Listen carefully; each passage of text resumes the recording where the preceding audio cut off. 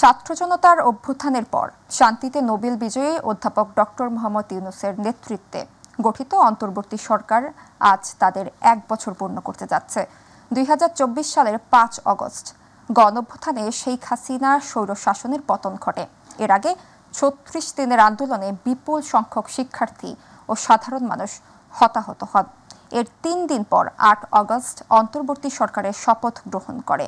জুলাই শহীদদের আকাঙ্ক্ষা অনুসারে সরকার নির্বাচনী ব্যবস্থা, শাসন ব্যবস্থা, গণমাধ্যমের স্বাধীনতা, অর্থনীতি, বিচার ব্যবস্থা, আইন শৃঙ্খলা পরিস্থিতির উন্নয়ন এবং অভ্যুত্থানে নিহতদের বিচার সহ সব খাতে ইতিবাচক পরিবর্তন আনার লক্ষ্যে বিভিন্ন পদক্ষেপ গ্রহণ করেছে। এরই মাঝে 6 আগস্ট প্রধান উপদেষ্টার কার্যালয় থেকে নির্বাচন কমিশনে একটি চিঠি পাঠানো হয়, যেখানে আগামী 2026 সালের ফেব্রুয়ারিতে রমজান শুরু হওয়ার আগেই নির্বাচন আয়োজনের প্রস্তুতি সম্পন্ন করার জন্য বলা হয়। প্রধান উপদেষ্টার প্রেস উইং এক বিজ্ঞপ্তিতে জানায়, এই চিঠির মাধ্যমে নির্বাচন আয়োজনের জন্য নির্বাচন কমিশনকে সরকারের অনুরোধ প্রক্রিয়াগতভাবে সম্পন্ন হয়েছে। গাজীপুরে মোহাম্মদ আসাদুজ্জামান তুহিন নামে এক সাংবাদিককে কুপিয়ে হত্যা করেছে দুর্বৃত্তরা। বৃহস্পতিবার রাত 8টার দিকে মহানগরীর ব্যস্ততম চান্দনা চৌরাস্তায় মসজিদ মার্কেটের সামনে এ ঘটনা ঘটে। ঘটনার সময় তিনি একটি চায়ের দোকানে বসেছিলেন। নিহত আসাদুজ্জামান তুহিন দৈনিক প্রতিদিনের কাগজ পত্রিকার গাজীপুরের স্টাফ রিপোর্টার ছিলেন। স্থানীয় সূত্রে জানা গেছে, আসাদুজ্জামান তুহিন রাত 8টার দিকে নিজ ফেসবুকে একটি ভিডিও পোস্ট করে লিখেন, যেমন খুশি তেমন রাস্তা পার হওয়া দৃশ্য, গাজীপুর চৌরাস্তা। এরপর তিনি মসজিদ মার্কেটের সামনে একটি চায়ের দোকানে বসে চা পান করছিলেন। এ সময় হঠাৎ কয়েকজন সন্ত্রাসী তাকে ঘিরে ধরে ধারালো অস্ত্র দিয়ে লোকজনের সামনে কুপিয়ে ও গলা কেটে পালিয়ে যায়। এতে ঘটনাস্থলেই তার মৃত্যু হয়। ঘটনার পর গাজীপুর মহানগর পুলিশের উপকমিশনার মোহাম্মদ রবিউল হাসান জানান, হত্যাকাণ্ডে জড়িতদের শনাক্ত করে আটকের জন্য অভিযান শুরু হয়েছে। গাজীপুর মেট্রোপলিটন পুলিশের বাসন থানার ভারপ্রাপ্ত কর্মকর্তা মোহাম্মদ শাহিন খান জানান, খবর পেয়ে পুলিশ নিহতদের মরদেহ উদ্ধার করে মর্গে পাঠিয়েছে। তবে কারা কি কারণে এই হত্যাকাণ্ড ঘটিয়েছে তা জানার চেষ্টা চলছে। সাংবাদিক আসাদুজ্জামান তুহিন, তাকে কে বা কারা দুষ্কৃতিকারী কুপিয়ে হত্যা করেছে। আমরা এখানে আসার পরে কিছু তথ্য পেয়েছি, ভিডিও ফুটেজ পেয়েছি। এই প্রকাশ্য দিবালোকে এখানে এ ধরনের একটা ঘটনা ঘটেছে। আমরা অবশ্যই যারা এই ঘটনার সাথে জড়িত সবাইকে আইনের আওতায় নিয়ে আসবো ইনশাল্লাহ। এদেশের নাগরিক হয়েও বরিশালের মান্তা সম্প্রদায়রা পায়নি জাতীয় পরিচয়পত্র, হয়নি জেলে কার্ড, বঞ্চিত সকল নাগরিক সুবিধা থেকে। নতুন বাংলাদেশে এবার ফিরে পেতে চায় তাদের অধিকার, দিতে চায় ভোট। সদর উপজেলার মান্তা জনগোষ্ঠীর না বলা কথা তুলে ধরছেন পারভেজ রাসেল। ক্যামেরায় ছিলেন আসাদ চৌধুরী। আলেয়া বেগম ছোটবেলা থেকে নদীর ঢেউ আর ছোট নৌকার ঝুপড়িতে জীবন নিয়ে কোনো অভিযোগ ছাড়াই মান্তা জনগোষ্ঠীতে পার করেছে 58 বছর। জলরাশির মিতালিতে চায় শেষ নিঃশ্বাস ফেলতে। বরিশাল সদরের টুঙ্গিবাড়িয়া, লাহারহাট, চরমনাই, চরবাড়িয়া, শায়েস্তাবাদ ও তালতলির ভাঙার পাড়ে কীর্তনখোলা নদীতে প্রায় 6 শতাধিক জেলে মান্তা সম্প্রদায় রয়েছে, যার অধিকাংশই নারী। 600 নারী জেলে, এর বেশিরভাগটা হলো মান্তা কমিউনিটি। তারা এখনো স্বাস্থ্যসেবা পাচ্ছে না সরকারের কাছ থেকে, শিক্ষা পাচ্ছে না। এরা এদেশের নাগরিক হয়েও বঞ্চিত সকল নাগরিক সুবিধা থেকে, এমনকি নেই জেলে কার্ড বা জাতীয় পরিচয়পত্র, তাই পারে না ভোট দিতেও। এই দেশের নাগরিক, আমাকে ভোটার কার্ড নাই, ভোট দিতে পারি না। কার্ড তারপর চাল ইয়ে সাহায্য পাইলে আমাকে একটু ভালো হয়। তাই উন্নয়ন সংস্থা রিপোর্ট 71-এর বাস্তবায়নে দি ইউরোপিয়ান ইউনিয়ন ও আর্টিকেল 19-এর সহযোগিতায় এবার কাজ করছে মান্তা জনগোষ্ঠীর জীবনমান উন্নয়নে। আমাকে একটা গোরস্থান দাফন করানোর জন্য সরকারের কাছে একটা আবেদন রয়েছে আমাকে জন্য। এক নৌকায় 5 জন ফ্যামিলি থাই, একটার ভিতরে 5 জন থাকতে আমার কষ্ট হয়। আমাকে একটু ঘর বাড়ি দিলে আমাকে একটু ভালো হয়। কষ্ট করে জাল লাগে, জাল মূল্য ইয়ে যায়, কানের জিনিস থুইয়া কেউ ব্যবসার উপরে থুইয়া এরকম টাকা আনছে, আনগে জাল করছি। এই জালটা যদি নিয়ে যায় আমাকে তো এই মনে করেন ভিক্ষা ছাড়া কোনো উপায় নেই। এই জনগোষ্ঠীর সঠিক অধিকার জানাতে কাজ করছে এই নারী নেত্রী। ওদের স্বাস্থ্যের ক্ষেত্রে অনেক সমস্যা আছে, ওরা নিরাপদভাবে মাতৃত্ব গ্রহণ করতে পারে না। ওদের যে আমাদের মতো অধিকারগুলো থাকে এই জায়গাগুলোতে আমরা কাজ করতে চাই। মান্তা জনগোষ্ঠীর পরিচয়পত্রের আশ্বাস দেন সমাজসেবা অধিদপ্তর। যাতে ভোটাধিকার দিতে পারে সেভাবে আমরা উদ্যোগ গ্রহণ করছি, পাশাপাশি এনজিওদের সাথে সমন্বয় করছি এবং আমার সহকর্মী যারা আছে তারা ওই ব্যাপারে সার্বিক সহযোগিতা অব্যাহত রাখবে। এরাও জেলে এদেশেরই নাগরিক, তবুও নেই জাতীয় পরিচয়পত্র, নেই জেলে কার্ড। আগামী নির্বাচনে যেন দিতে পারে ভোট, পায় সকল নাগরিক অধিকার, এ প্রত্যাশাই এই জনগোষ্ঠীর। পারভেজ রাসেল, মাই টিভি, বরিশাল। টাঙ্গাইলের ঠিকাদারের গাফিলতিতে ৩ বছরেও সড়কের নির্মাণ কাজ শেষ না হওয়ায় চরম ভোগান্তিতে এলাকাবাসী। বর্ষায় চলাচলের অযোগ্য হয়ে পড়ছে রাস্তা, দুর্ভোগে পড়ছেন চালক ও যাত্রীরা। ফলে নিরাপত্তা ও দুর্ঘটনার ঝুঁকিতে একই সড়ক ব্যবহারকারী কয়েক লাখ মানুষ। ভূমি অধিগ্রহণ প্রক্রিয়া শেষ না হওয়ার পাশাপাশি ঠিকাদারি প্রতিষ্ঠানকে দায়ী করছে সংশ্লিষ্ট কর্তৃপক্ষ। টাঙ্গাইল প্রতিনিধি আনিস খানের পাঠানো তথ্য ও চিত্রে বিস্তারিত জানাচ্ছেন মিফতা গালিব। নিরাপদ ও নিরবিচ্ছিন্ন চলাচল নিশ্চিতে ১,৪০০ কোটি টাকা ব্যয়ে নির্মিত হচ্ছে ঢাকা টাঙ্গাইল মহাসড়কের কাজ। দ্রুত সময়ে উৎপাদিত কৃষিপণ্য যাবে রাজধানীতে, উন্নত হবে এই অঞ্চলের বাসিন্দাদের জীবনযাত্রার মান। কিন্তু ৩ বছরেও কাজ শেষ হয়নি দেলদুয়ার, লাউহাটি, সাটুরিয়া আঞ্চলিক মহাসড়ক নির্মাণ কাজ। ভূমি অধিগ্রহণ সহ নানা জটিলতায় কাজের ধীরগতিতে চরম ভোগান্তিতে এই অঞ্চলের কয়েক লাখ মানুষ। রোগী নিয়ে যাতায়াত করা যায় না, বিপদগ্রস্ত রোগী দেলদুয়ার পর্যন্ত পৌঁছাইতে পারে না। গাড়িও ঠিক মতো এই রোডের কারণে যাইতে চায় না, আবার ভাড়াও দ্বিগুণ চাইতেছে। রাস্তাকে ভালো রাখলে আমরা কিভাবে চলবো? একটু বৃষ্টি হলে পানি বেঁধে থাকে, আমরা যাতায়াত করতে পারি না। ম্যাচ বলে শুনি শেষ হয়ে গেছে, এখন তো তাহলে কাজ আমাদেরকে দুর্ভোগ শেষ হবো না। বর্ষায় সামান্য বৃষ্টিতেই জলাবদ্ধতার সৃষ্টি হওয়ায় চলাচলের অযোগ্য হয়ে পড়েছে সড়কটি। নিরাপত্তার ঝুঁকিতে এলাকাবাসী। রাস্তার কোনো কাজ করে না, খোয়া বালু ফালিয়ে রাখছে, রাস্তার কোনো কাজের কোনো উন্নতি নাই। রাস্তাঘাটে চালানো যায় না, যাই লাগে পুরো ছুটি, অনেক সময় দেখা যায় উঠতে পড়েও যায় গাড়ি নিয়ে, শরীর মরিল ব্যথা হয়ে যায় আর কি। এই দিক দিয়ে আসলে অনেক যাত্রী আছে, এই দিক দিয়ে আসে না। রাস্তায় যে খোয়া টোয়া পড়ে থাকে, মোটরসাইকেল অ্যাক্সিডেন্ট হয়, গাড়ির গ্লাস টেলাস ভেঙে যায়। রাস্তা তো খুব দুর্গতি, আমরা যাইতে পারি না, ভাঙাচোরা। বারবার তাগিদ প্রদান করা হলেও ঠিকাদারি প্রতিষ্ঠানের কাজের গাফলতির কারণে অনিশ্চয়তা দেখা দিয়েছে। প্যাকেজ 1 এবং 2 এর কার্যাদেশের মেয়াদ ইতিমধ্যে শেষ হয়ে গেছে। ঠিকাদার দীর্ঘদিন কাজটি বন্ধ রাখায় ঊর্ধ্বতন কর্তৃপক্ষ উক্ত প্যাকেজ 2টির কন্ট্রাক্ট বাতিল করেছে। ঊর্ধ্বতন কর্তৃপক্ষের তদারকিতে দ্রুত সময়ের মধ্যে এই আঞ্চলিক মহাসড়কের উন্নয়ন কাজ শেষ করার দাবি এলাকাবাসীর। মিফতা গালিব, মাই টিভি। প্রায় 5 বছর আগে মেয়াদ উত্তীর্ণ ও ঝুঁকিপূর্ণ ঘোষণা করা হয় 250 শয্যা বিশিষ্ট জামালপুর জেনারেল হাসপাতালের বহির্বিভাগের একতলা বিশিষ্ট ভবনটি। নতুন ভবন তৈরির উদ্যোগ না নেয়ায় এই পরিত্যক্ত ভবনেই রোগী ও চিকিৎসকদের ঝুঁকি নিয়ে চলছে স্বাস্থ্যসেবা।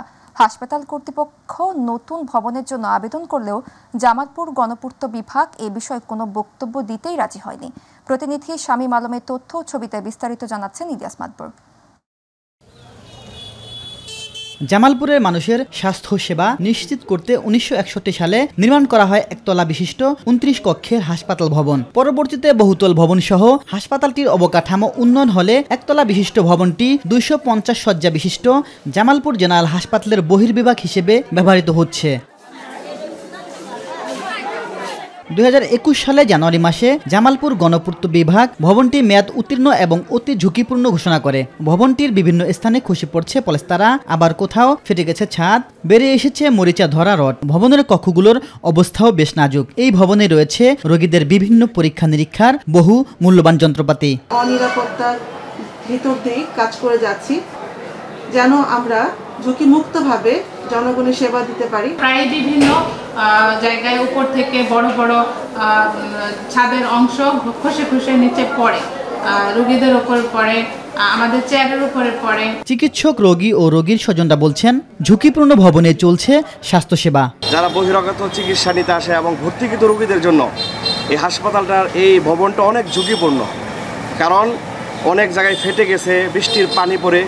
এই পরিত্যক্ত ভবনটাকে পুনর্নির্মাণ করার জন্য সরকারের কাছে বিনীত অনুরোধ জানাচ্ছি। ভবনটি পরিত্যক্ত ঘোষণার পরও রোগীদের পাশাপাশি চিকিৎসকদের ঝুঁকি নিয়ে কার্যক্রম চালিয়ে যেতে হচ্ছে বলে জানান হাসপাতালটির সহকারী পরিচালক। আমাদের বহির্বিভাগ 1961 সালে নির্মাণাধীন, 2021 সালে স্থানীয় গণপূর্ত বিভাগ কর্তৃক এই ভবনকে মেয়াদ উত্তীর্ণ এবং ঝুঁকিপূর্ণ হিসেবে ঘোষণা করে গেছে এবং এই ভবন নতুন করে নির্মাণের জন্য আমরা স্থানীয় গণপূর্ত মাধ্যমে আমাদের স্বাস্থ্য অধিদপ্তর এবং মন্ত্রণালয়ে আমরা বেশ কয়েকবার চিঠি রেখেছি।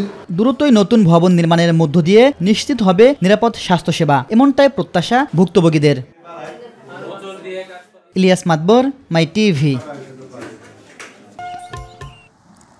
আসন্ন জাতীয় সংসদ নির্বাচনে ব্রাহ্মণবাড়িয়া 2 সরাইল ও আশুগঞ্জ আসনে বিএনপির মনোনয়ন প্রত্যাশী ঢাকা মেডিকেল কলেজের সাবেক ভিপি ও কেন্দ্রীয় ড্যাব নেতা ডক্টর নাজমুল হুদা বিপ্লব সাংবাদিকের সাথে মতবিনিময় সভা করেছেন। বৃহস্পতিবার ব্রাহ্মণবাড়িয়া প্রেস ক্লাবে এ মতবিনিময় সভা অনুষ্ঠিত হয়। এ সময় জেলা বিএনপির সহ সভাপতি অ্যাডভোকেট গোলাম সরোয়ার খোকন, দপ্তর সম্পাদক অ্যাডভোকেট শামসুজ্জামান কানন, প্রচার সম্পাদক মোহাম্মদ মাহিন, ছাত্র বিষয়ক সম্পাদক রাশেদ কবির আকন্দ, তথ্য গবেষণা সম্পাদক মোহাম্মদ আরমান উদ্দিন পলাশ, ড্যাব নেতা ডাক্তার আক্তার হোসেন সহ জেলা বিভিন্ন প্রিন্ট ও ইলেকট্রনিক মিডিয়ার কর্মরত সাংবাদিকগণ উপস্থিত ছিলেন।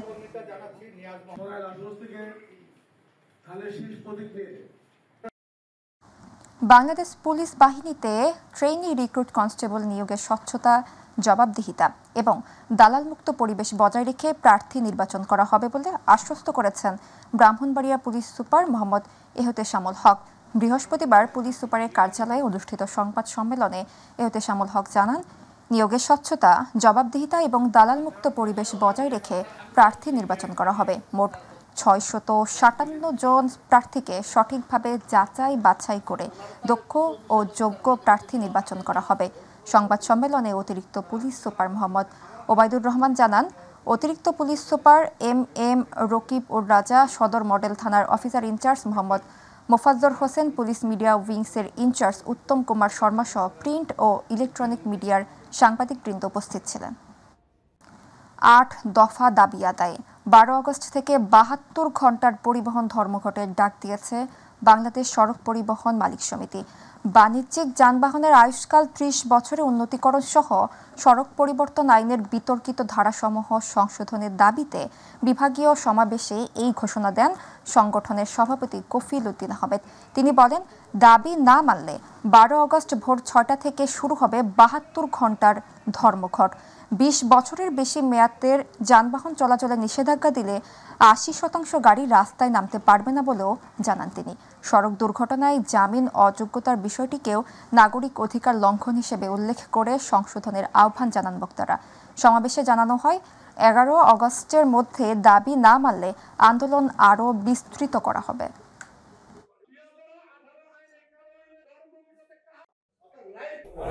আগামী 11 আগস্ট রোজ মঙ্গলবার বিকেলের মধ্যে যদি দাবি মেনে না নেওয়া হয়, 12 আগস্ট ভোর 6টা হতে 15 আগস্ট শুক্রবার ভোর 6টা পর্যন্ত সারা দেশব্যাপী পরিবহন, সকল প্রকার পরিবহন বন্ধ রেখে সারা দেশের পরিবহন মালিক এবং শ্রমিকরা 72 ঘন্টার ধর্মঘট পালন করবে।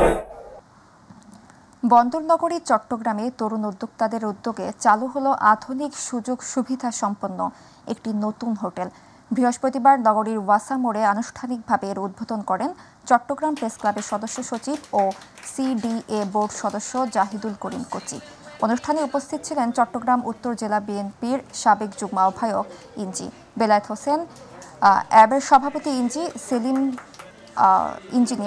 বেলায়েত হোসেন, অ্যাবের সভাপতি ইঞ্জিনিয়ার সেলিম জানে আলম এবং শ্রম সংস্কার কমিশনের সদস্য বীর মুক্তিযোদ্ধা তপন দত্ত সহ বিভিন্ন রাজনৈতিক, পেশাজীবী ও সামাজিক সংগঠনের প্রতিনিধিরা। সিরাজগঞ্জের বেলকুচিতে ঐতিহাসিক জুলাই আগস্ট গণ অভ্যুত্থান দিবস উপলক্ষে বাংলাদেশ জাতীয়তাবাদী দল বিএনপি জাতীয় র্যালি ও গণমিছিলের আয়োজন করেছে। বৃহস্পতিবার উপজেলার আলহাজ সিদ্দিকী মাঠ থেকে র্যালি ও মিছিলের সূচনা হয়। এতে সভাপতিত্ব করেন রাজশাহী বিভাগীয় বিএনপির সহ সাংগঠনিক সম্পাদক ও সাবেক ছাত্রনেতা মোহাম্মদ আমিনুল ইসলাম খান আলিম। অনুষ্ঠানে প্রধান অতিথি ছিলেন উপস্থিত ছিলেন বিএনপির কেন্দ্রীয় যুগ্ম মহাসচিব ও সুপ্রিম কোর্টের আইনজীবী অ্যাডভোকেট আব্দুস সালাম আজাদ।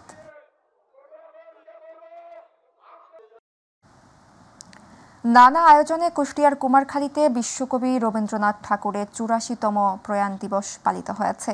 এই উপলক্ষে বৃহস্পতিবার রবীন্দ্রনাথের মোরালে পুষ্পস্তবক অর্পণ, আলোচনা সভা ও সাংস্কৃতিক অনুষ্ঠানের আয়োজন করা হয়। অনুষ্ঠানে উপজেলা মহিলা বিষয়ক কর্মকর্তা ফেরদৌস নাজমিন ও মাধ্যমিক শিক্ষা অফিসের একাডেমিক কর্মকর্তা আশিকুর রহমানের সঞ্চালনায় কুঠিবাড়ি কাস্টোডিয়ান আল আমিন এর সভাপতিত্বে প্রধান অতিথি ছিলেন উপজেলা নির্বাহী কর্মকর্তা এস.এম. মিকাইল ইসলাম। অন্যান্যদের মধ্যে উপজেলা সহকারী কমিশনার বিজয় কুমার জোয়ারদার, ইসলামী বিশ্ববিদ্যালয়ের বাংলা বিভাগের অধ্যাপক ডক্টর রশিদুজ্জামান ও ডক্টর তিয়াশা চাকমা, উপজেলা মাধ্যমিক শিক্ষা অফিস কর্মকর্তা নাজবুল হক, কুমারখালী প্রেস ক্লাবের সাধারণ সম্পাদক সোহাগ মাহমুদ, দপ্তর সম্পাদক মাসুদ রানা সহ অনেকে উপস্থিত ছিলেন। আবারও বাংলাদেশে ফিরছেন বাংলাদেশ ক্রিকেট বোর্ডের সাবেক পিচ কিউরেটর টনি হেমিং। বিবিসির স্টাফ ম্যানেজমেন্ট উইং এর প্রধান হিসেবে যোগ দেবেন অভিজ্ঞ এই কিউরেটর। বিসিবি সূত্রে জানা গেছে, আজ দুপুরে ঢাকায় নামবেন হেমিং। দেশের সব আন্তর্জাতিক ভেন্যু দেখভালের দায়িত্ব থাকবে তার কাঁধে। এছাড়া বিসিবির নিয়োগ দেয়া ৪ জন মৃত্তিকা বিজ্ঞানী এবং অন্য কিউরেটরদেরও প্রশিক্ষণ দেবেন তিনি। টনি হেমিং এখন পিসিবির প্রধান কিউরেটরের দায়িত্ব পালন করছেন। চ্যাম্পিয়ন্স ট্রফিতে ভালো উইকেট বানিয়ে সুনামও কুড়িয়েছেন। পিসিবির দায়িত্ব ছেড়ে ২ বছরের চুক্তিতে আবারও বাংলাদেশে ফিরছেন তিনি। এর আগে ২০২৩ সালে বিসিবিতে যোগ দেন অস্ট্রেলিয়ান এই কিউরেটর। পরবর্তীতে ১ বছরের মাথায় চাকরি ছেড়ে দেন হেমিং। জানা গেছে, হেমিং বাদে আরও ২ জন বিদেশি কিউরেটরের সঙ্গেও যোগাযোগ করেছে বিসিবি। আনুষ্ঠানিক অনুমোদন মিলবে শনিবারের বোর্ড সভায়। ফলে এরই মাধ্যমে এক প্রকার শেষ হতে যাচ্ছে বিসিবিতে গামিনী ডি সিলভার অধ্যায়।